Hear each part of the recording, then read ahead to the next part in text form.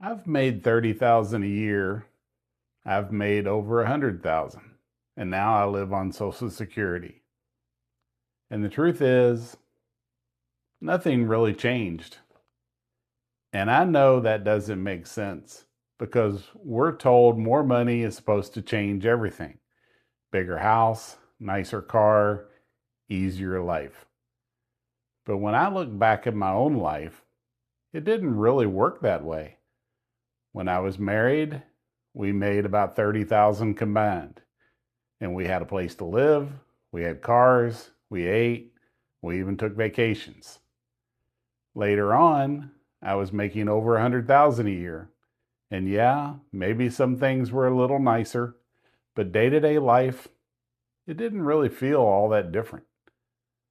And now I'm retired, living on Social Security. And I still have a place to live, I still eat, I still have a car, and I still live my life.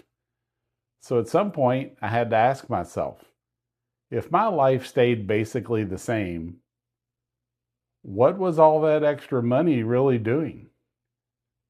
And that's what I want to talk about in this video, because I think a lot of people heading into retirement, especially without a lot saved, are expecting something a lot worse than what it actually turns out to be.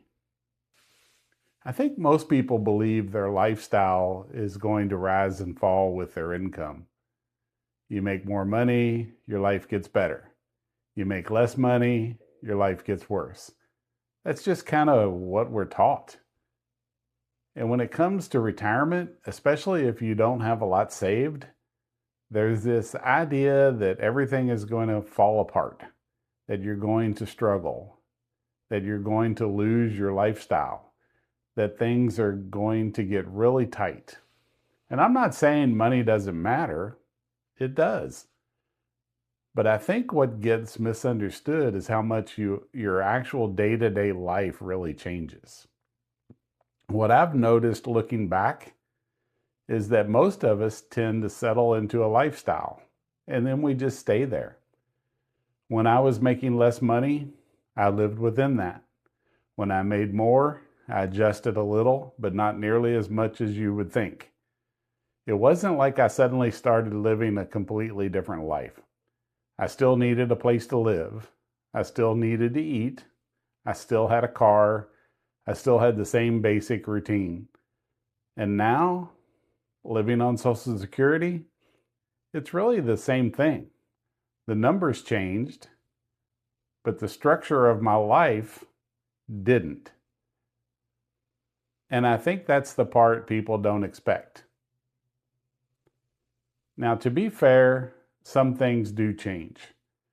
When you have money, you usually have more flexibility. You don't think as much about every expense.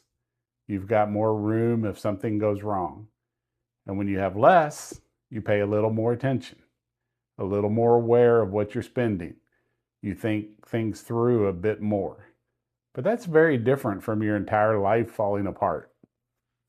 It's not like you go from living a normal life to suddenly not having one. At least that hasn't been my experience.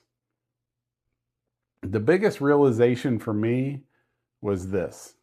My lifestyle was never really based on how much I made. It was based on what I was comfortable with, what I was used to, what I considered normal.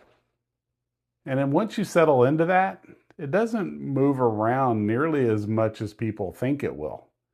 You don't automatically live a completely different life just because you make more. And you don't automatically lose your life just because you make less. So when I retired and I didn't have a big savings account, it wasn't this dramatic moment where everything changed overnight.